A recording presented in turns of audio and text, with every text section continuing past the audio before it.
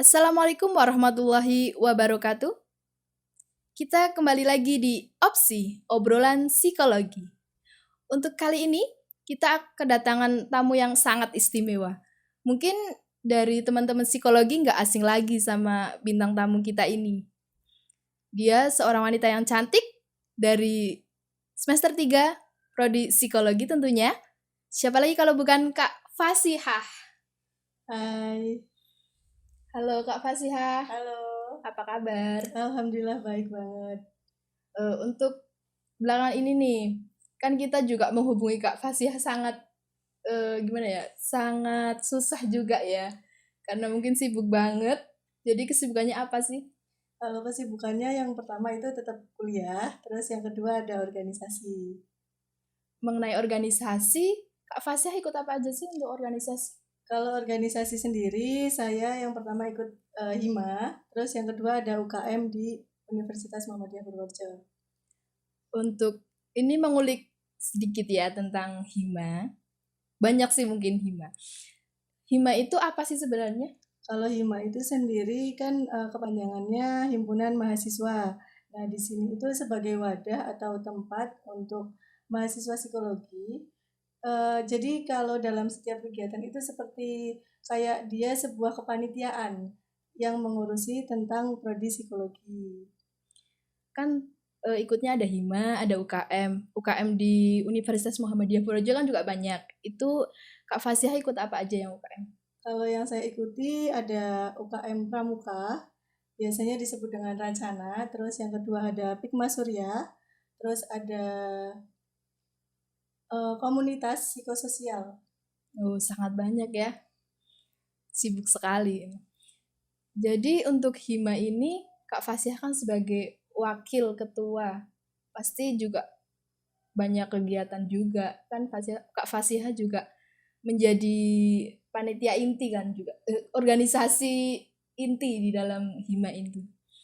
Kak Fasihah mengikuti HIMA itu ada termotivasi dari siapa, apa ada dorongan dari siapa gitu nggak sih?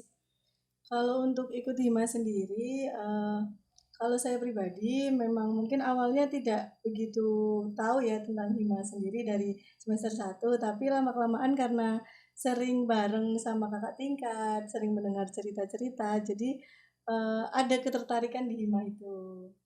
Oh, jadi kayak kita tetap termotivasi dari orang lain. Ya.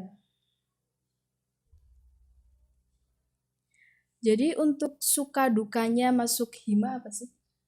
Kalau suka duka pasti ada sukanya, ada dukanya. Kalau untuk sukanya kita bisa bareng-bareng ngadain kegiatan, kita bisa bareng-bareng mensukseskan prodi psikologi. Kalau untuk dukanya pasti dalam setiap kegiatan itu uh, pasti ada kendala-kendalanya, itu dukanya. Tapi sebisa mungkin kita atasi bareng-bareng.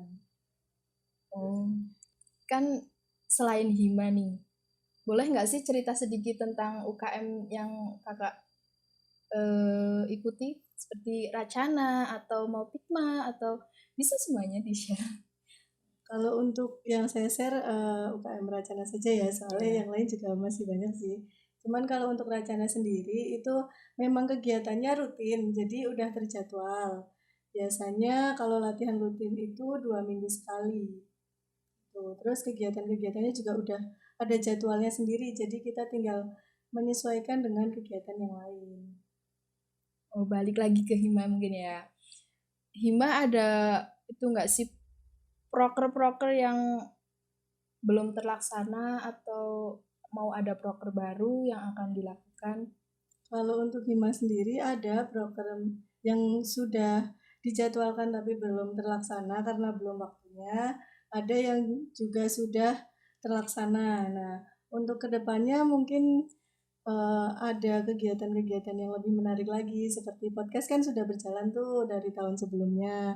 Nah, mungkin ini lebih akan apa ya banyak lagi kontennya. Kan kakak kegiatan juga banyak kan. Di luar kampus pun juga banyak. Terus UKM-nya banyak. HIMA juga sibuk. Itu cara membagi waktunya biar semuanya terang. gimana ya? Biar semuanya kebagian waktu semua itu gimana? Kalau untuk membagi waktu sendiri, yang pasti kan jadwal kuliah itu udah pasti, Iya. udah terjadwal. Terus tinggal kegiatan UKM itu biasanya dilakukannya kan juga nggak di jam kuliah. Nah itu lebih enak diatur sih. Terus kalau untuk kegiatan satu dengan kegiatan yang lain, kita lihat dulu dari kegiatannya. Misal kegiatan A juga ada kegiatan webinar atau apa, kegiatan B juga ada nih. Nah kalau dari saya pribadi itu lebih ke kita lihat posisi saya itu ada di mana di A dan di B tersebut. Gitu. Kalau di yang A misalnya lebih kayak misalnya kita jadi panitia kegiatan kita jadi si acara nih, yang di B kita sebagai humas atau sebagai apa kan itu masih kayak yang satu dibutuhkan banget, yang satu juga dibutuhkan tapi porsinya beda gitu. Jadi kita bisa mengimbangi. Hmm. Kan dari banyaknya kegiatan itu pasti kita punya skill-skill baru dong yang belum kita dapet dari sebelum kita mengikuti organisasi. Skill apa sih yang bisa kita dapat dari organisasi tersebut untuk masa depan kita, entah dari karir atau dari yang lain? Kalau skill yang didapat yang pasti pertama karena saya kan dulu juga nggak terlalu banyak ngomong di depan umum dan lain sebagainya. Itu paling utama berpengaruh banget di kehidupan saya. Nah itu lebih kayak sekarang karena ikut organisasi jadi sering berbicara di depan umum. Jadi kalau di depan umum jadi udah nggak deg-degan, nggak apa keringet dingin gitu. Terus yang lain mungkin menambah ilmu pengetahuan banget karena di setiap organisasi itu kan apa ya kayak adat istiadatnya berbeda-beda. Nah itu pelajaran banget buat kita. Nah itu kan pasti juga ke depannya sangat dibutuhkan buat kita karena kita juga kan ke depan bakal berkeluarga, bakal bermasyarakat. Kan setiap masyarakat di setiap daerah juga beda-beda. Berarti kita juga bisa kayak melatih public speaking kita untuk lebih mudah untuk bersosialisasi dengan yang Iya. lain seperti itu. Di organisasi ini kan sudah lama ya Kak. Pasti punya titik jenuh tersendiri lah. Misalnya bosen, aku bosen nih di organisasi ini. Terus gimana sih cara mengatasinya? Kalau untuk titik jenuh sendiri ya, pasti setiap orang merasakan ketika kita lagi banyak kegiatan, ketika kita lagi banyak pikiran, itu merasakan banget. Tapi bagaimana cara kita mengatasi? Yang pertama kita tahu diri kita sendiri. Jadi kita tahu apa namanya kayak kita tuh orangnya gimana sih? Nah itu yang pertama. Terus yang kedua, kalau saya merasakan jenuh, walaupun tugas itu masih banyak, jadi sebisa mungkin ya kalau saya kayak cari apa ya, cari hiburan dulu sementara. Nah, setelah itu baru nanti balik lagi ke tugasnya. Berarti kayak kita harus mengerti diri sendiri gitu juga ya. Ya, karena kan nggak semuanya itu kita porsir di organisasi. Diri kita juga butuh butuh kita gitu loh. Iya. Kayak lebih ke me time nih, aku butuh me time nih untuk menghilangkan kejenuhan ini. Ada nggak sih dorongan eksternal yang membuat Kak Fasih ini tetap semangat padahal ini lagi sibuk-sibuknya gitu? Kalau dorongan eksternal pasti ada, terutama dari orang tua. Terus karena kita tahu ada dorongan eksternal dari luar, jadi kita juga tahu gimana ya berusaha kalau kita pasti bisa gitu. Nah itu paling utama sih menurut saya.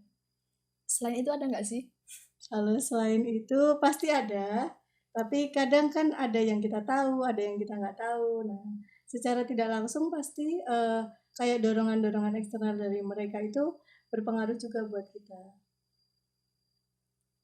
Misalnya kayak dari teman, ayo pas ya tetap semangat, ini kan kita baru setengah jalan. Itu juga teman ya, misalnya kita kan berorganisasi pasti temannya banyak. Nah, itu dorongan dari teman juga sangat berpengaruh. Jadi saat kita jenuh, lelah, dan lain sebagainya, teman itu ngajakin misalnya kita lagi lelah kan, ayo berangkat atau ayo ikut bareng-bareng nih. Kita kan masuk bareng-bareng gitu. Nah, itu juga kayak memotivasi diri sendiri gitu loh. Kita kan udah memulai ya, kita harus bisa menyelesaikan gitu. kita balik ke Hima ya Kak. Kalau di Hima itu gimana sih menurut Kakak? Maksudnya orang-orangnya tuh gimana?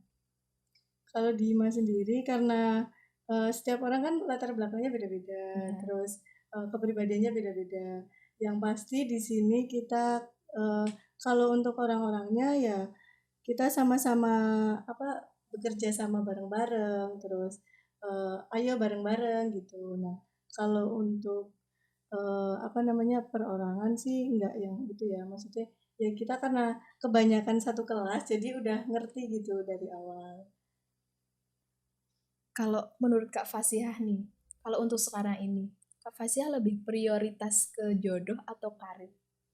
Kalau prioritas antara jodoh sama karir ya, kalau untuk saat ini pasti lebih ke karir karena jodohnya belum ada. Kalau kalau sekarang ya lebih ke karir karena kalau untuk sekarang kan masih kuliah nih, nah itu lebih prioritas ke karir, ke depannya mau gimana, dan lain sebagainya. Nah, terus kalau untuk jodoh itu setelah, maksudnya sambil berjalan bisa. Eh, tapi kalau aku lebih ke besok setelah maksudnya setelah saya lulus atau bagaimana itu lebih fokus ke situ. Karena kan walaupun kita fokus di karir, kalau misalkan emang dari jodoh kita tidak mengizinkan dan lain sebagainya kan juga tetap sama aja gitu. Kalau tiba-tiba ada yang datang nih ngelamar Kakak, Kakak mau gimana? Kalau ada yang datang lamar, Iya. kalau itu pasti kan lamaran orang kita terima dengan baik. Maksudnya bukan langsung iya gitu, maksudnya kita terima niat baiknya gitu. Nah, tapi untuk saat ini karena fokusnya ke karir, jadi kalau memang sudah takdirnya besok akan dipertemukan kembali. Tapi kalau memang belum, ya semoga besok ada jodoh lainnya gitu. Kan tadi Kak Fasihah itu memilih untuk berkarir dulu kan. Jadi gimana sih cara menanggapi Kak Fasihah dengan omongan orang yang seperti ini? Ngapain sih wanita sekolah tinggi-tinggi kan ujungnya di dapur? Gimana sih cara menanggapi omongan itu? Kalau untuk menanggapi itu untuk saat ini ya karena emang lebih fokusnya ke karir, ya nggak masalah itu kan persepsi orang atau pemikiran orang. Nah, kalau dari saya sendiri ya udah biarin gitu loh. Kalau emang kedepannya emang kebanyakan wanita setelah menikah itu ya udah di dapur gitu, maksudnya ngurus rumah tangga gitu. Tapi tidak hanya itu, kalau bagi saya sendiri ya mengurus rumah tangga juga kan nggak semudah itu. Kita bisa membagi waktu memasak, mengurus anak itu juga udah hebat gitu loh sebagai wanita bisa mengurus rumah tangga. Apalagi kalau misalnya emang kita juga karirnya jalan, itu kan sebagai kayak nilai tambah buat kalau di saya pribadi gitu loh. Nah itu gimana ya bisa bukannya kita nggak kayak gimana-gimana sama suami, tapi maksudnya kayak itu pencapaian kita. Jadi selama ini kita kuliah dan lain sebagainya itu bukannya terbuang sia-sia sih, tapi lebih bermanfaat aja di kehidupan rumah tangga gitu. Kalau dengan omongan kayak gini nih, nggak usah sekolah tinggi-tinggi, nanti cowoknya minder. Gitu gimana sih? Kalau itu tergantung ya dari cowoknya sendiri. Nah, kalau saya pribadi, kalau kita sekolah tinggi buat apa sih? Kan kita sebagai ibu rumah tangga ya, itu pastinya mendidik anak. Nah, mendidik anak itu juga perlu ilmu, perlu eh, tahu cara-caranya. Karena saya masuk di psikologi nih, jadi kita tahu kayak cara mengurus anak kayak dari sisi psikologinya. Jadi nggak cuman anak itu nggak boleh ini gitu, tapi kita tahu dari segi anaknya bisa mengerti, itu kan juga enak buat kita, enak buat anak gitu. Kita kembali ke organisasi ya Kak, ke Hima. Untuk job desk-nya di Hima itu apa sih? Karena saya di sini posisinya sebagai wakil, jadi wakil itu membantu ketua. Nah, misalnya ada rapat atau apa yang ketuanya tidak bisa menghadiri, bisa diwakilkan oleh wakil. Dan misalnya, pokoknya sebagai wakil itu ya membantu ketua gitu. Kan Kak Fasihah banyak banget nih mengikuti UKM-UKM. Terus pencapaian Kak Fasya selama mengikuti UKM di Universitas Muhammadiyah Purworejo apa aja sih? Kalau pencapaian buat saya sendiri, yang pertama mendapat kepercayaan dari teman-teman itu sebuah pencapaian buat saya karena saya pernah apa ya ditunjuk sebagai ketua panitia pelaksana itu kan juga sebagai ketua nggak hanya cuma nyuruh-nyuruh anggota tapi kita juga ikut berpikir jalannya kegiatan mau kayak gimana terus kita mengatur orang banyak itu sebuah pencapaian buat saya karena tidak semua orang mendapatkan kesempatan yang sama. Nah, itu. Untuk pertanyaan terakhir nih. Visi misi Kak Fasihah dalam menjalani hidup itu apa sih? Kalau visi misi ya, kalau saya lebih kayak kalau bisa ya hidup saya bermanfaat untuk orang lain. Lebih apa ya sosial gitu loh, nggak yang saya harus ini gitu enggak sih. Cuman pasti diri saya punya target, maksudnya punya pengen semoga besok punya toko sendiri, punya usaha sendiri, atau punya biro psikolog apa itu kayak gitu maksudnya bisa jadi psikolog itu kan sebuah impian ya semoga tercapai juga ke depannya gitu. Terima kasih Kak Fasya sudah menjadi bintang tamu di sela-sela kesibukan Kak Fasya dalam obrolan psikologi kita hari ini. Semoga podcast ini bisa bermanfaat bagi kita semua dan sangat memotivasi untuk kita semua. Terima kasih saya sudah diundang ke sini semoga juga bermanfaat buat teman-teman dan semoga teman-teman sukses selalu. Amin. Kak Fasya juga sukses selalu. Amin. Saya sebagai host mohon undur diri. Assalamualaikum warahmatullahi wabarakatuh.